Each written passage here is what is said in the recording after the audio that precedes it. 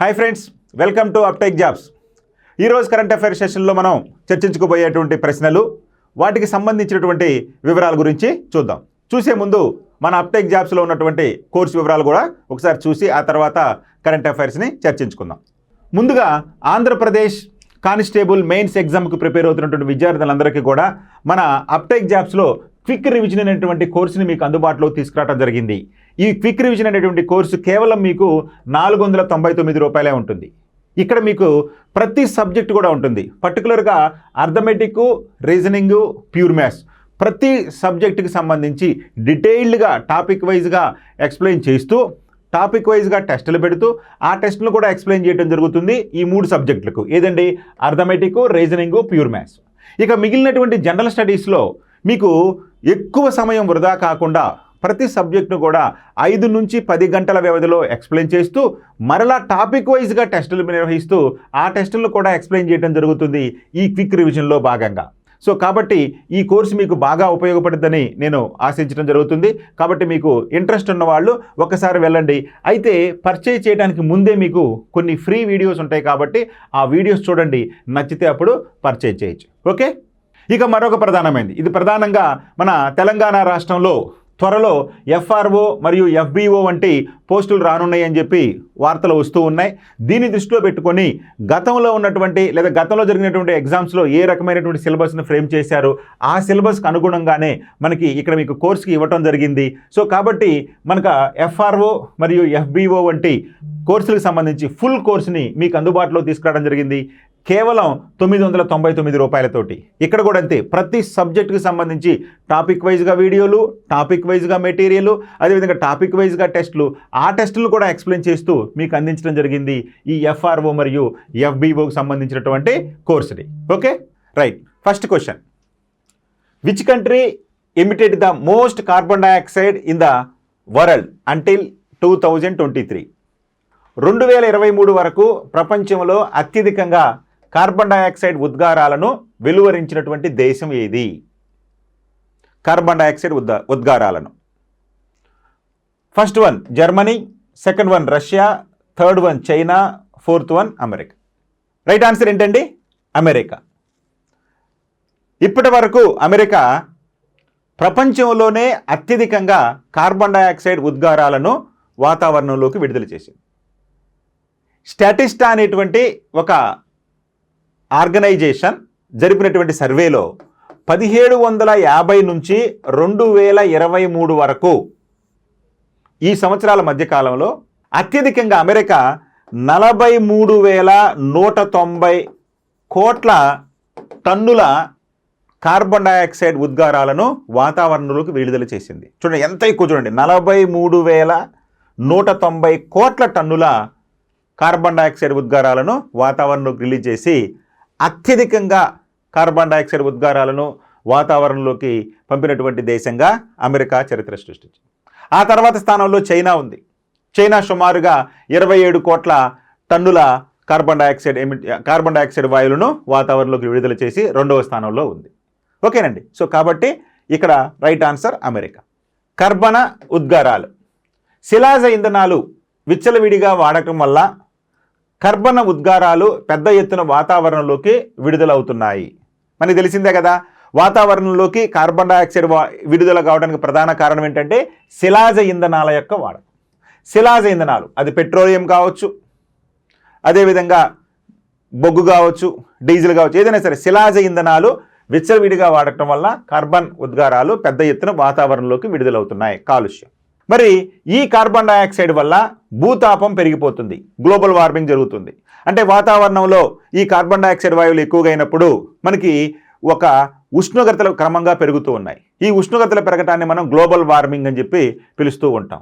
ఇక ఈ వాయువును శోషించుకుంటున్న సముద్రాలు సైతం ఆమ్లీకరణకు గురవుతున్నాయి. సో సముద్రాలు కూడా ప్రభావానికి గురవుతున్నాయి ఈ కార్బన్ డైఆక్సైడ్ వాయువుల వల్ల. చూడండి ఈ యొక్క కర్మాగారాలు ఏ విధంగా యొక్క కాలుష్యాన్ని వాతావరణంలోకి విడుదల చేస్తున్నాయి ఇక్కడ మనం చూడొచ్చు.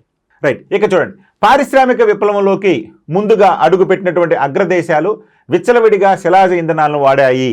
ఫలితంగా పొడమిపై ప్రాణుల మనుగడ కష్టతరమవుతుంది. మరి ఈ యొక్క కార్బన్ ఉద్గారాల వలన పర్యావరణానికి హాని కలగడమే కాకుండా జంతుజాలానికి లేదా జీవజాలానికి కూడా పెనుముప్పు పొంచి ఉంది అని చెప్పి ఈ యొక్క శాస్త్రవేత్తలు పేర్కొనడం జరుగుతుంది. ఇక 1750 నుంచి 2023 మధ్య కాలంలో ఆయా దేశాలు వెలువరించినటువంటి కార్బన్ డయాక్సైడ్ ఉద్గారాలు ఇక్కడ ఈ కింది పటంలో మనం చూడవచ్చు. మనం చెప్పుకున్నాం కదా, కార్బన్ డయాక్సైడ్ ఉద్గారాలు అమెరికా 1750 నుంచి 2023 వరకు సుమారు 43,190 కోట్ల మెట్రిక్ టన్నుల కార్బన్ డయాక్సైడ్ విడుదల చేసింది. చూడండి ఎంత ఎక్కువగా.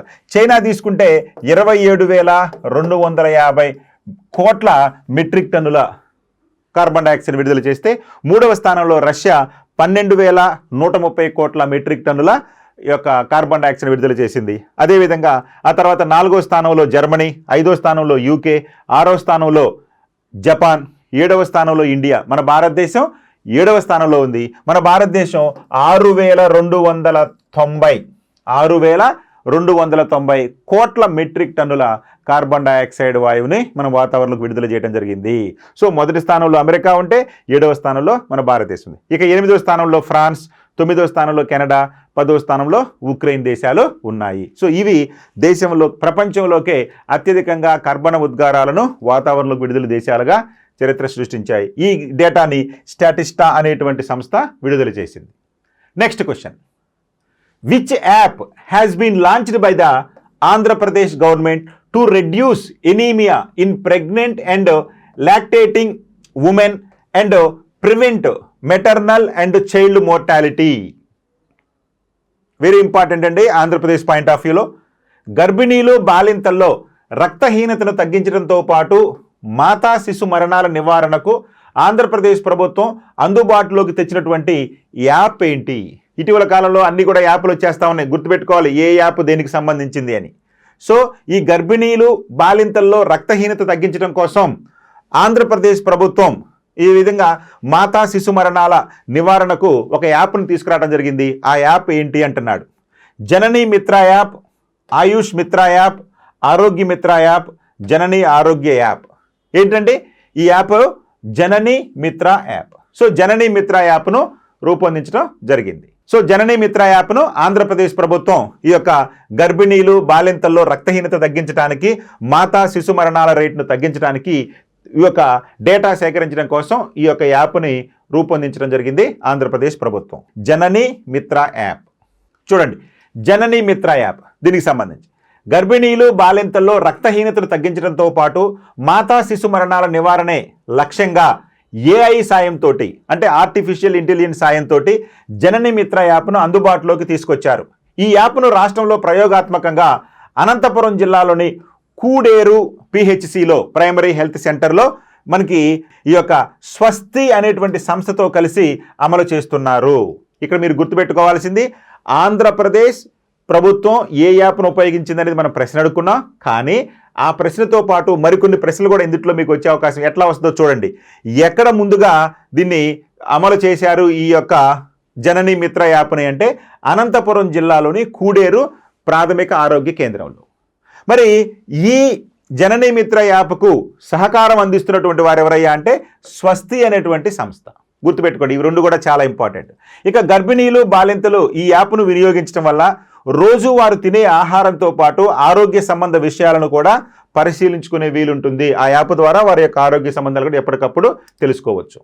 ఇక స్వస్తి సంస్థ ప్రతి గ్రామంలో ఒక వాలంటీర్ను ఏర్పాటు చేసుకుని జననీ మిత్ర యాప్ను గర్భిణీలు బాలికలు వినియోగించుకునేలా ఏర్పాటు చేస్తున్నారు. కాబట్టి ఈ యొక్క జననీ మిత్ర యాప్కు అదేవిధంగా స్వస్తి అనే సంస్థకు వాళ్ళిద్దరు కూడా, అంటే స్వస్తి అనేటువంటి సంస్థ కోఆర్డినేషన్ తోటి లేదా సహకారంతో ఆంధ్రప్రదేశ్ ప్రభుత్వం ఈ జననీ మిత్ర యాప్ను ఉపయోగించడం జరుగుతుంది. ఇది ప్రధానంగా గర్భిణీలు బాలికలకు సంబంధించినటువంటి app.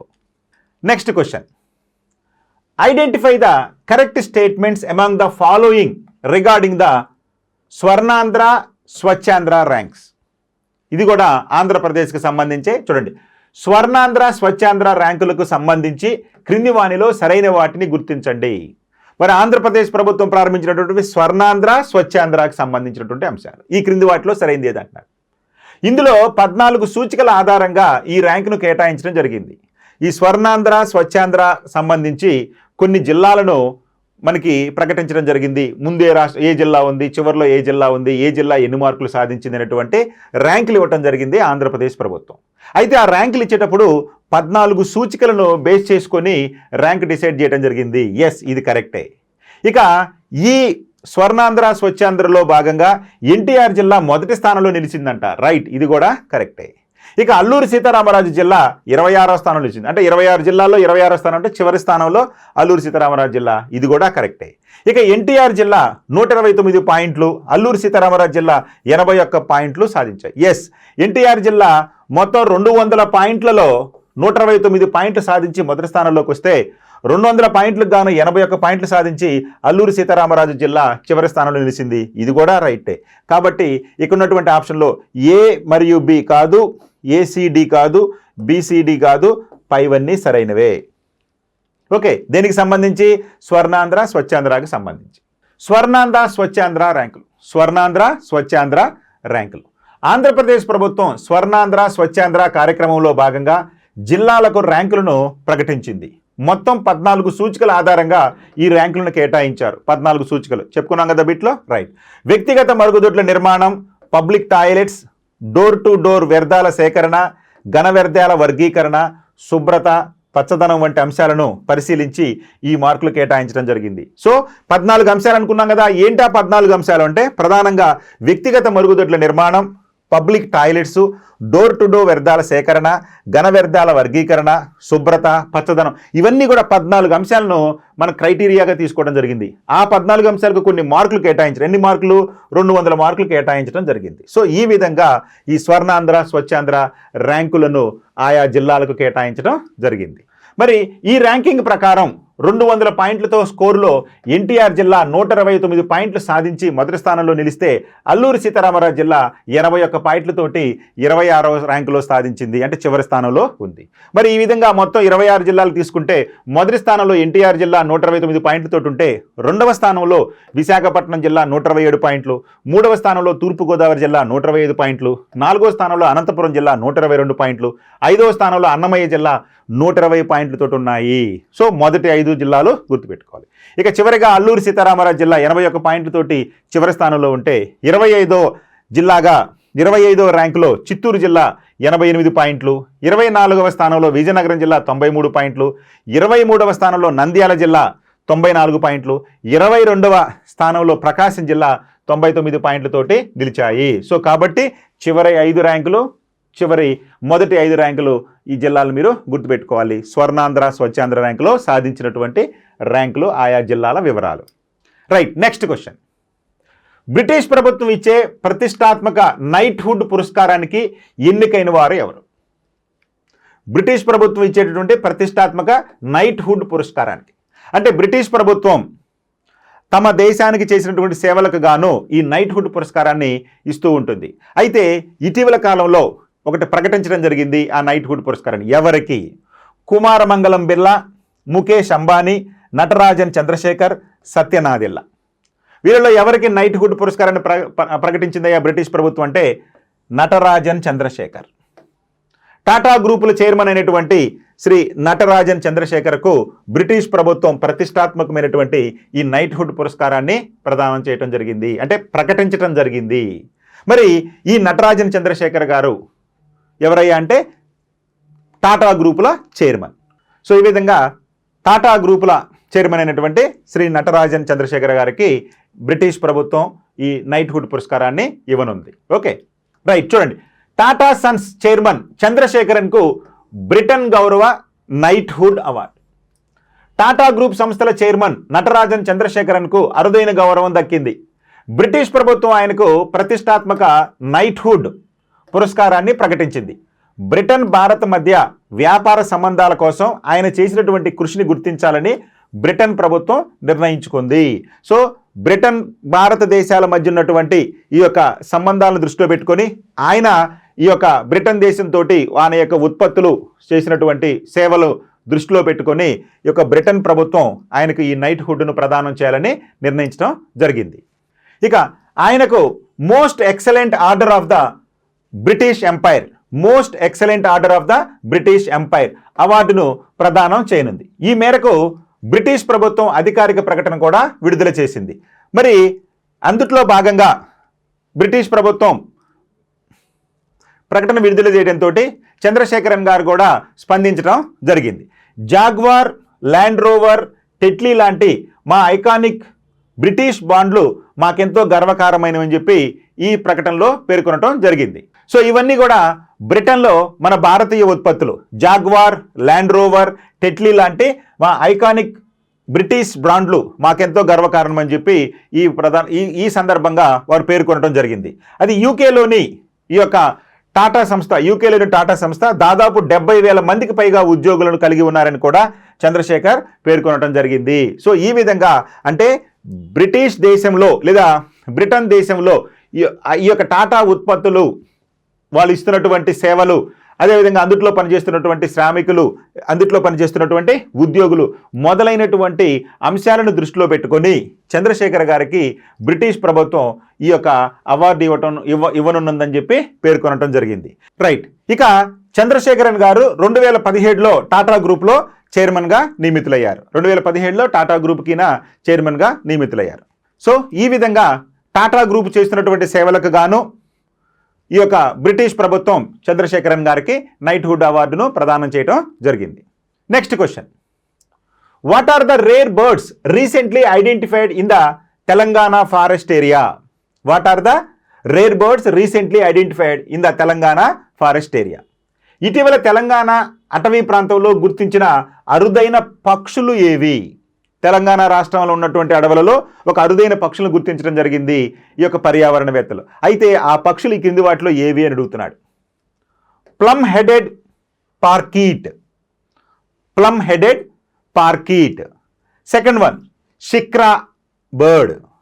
Third one paradise flycatcher bird, paradise flycatcher bird.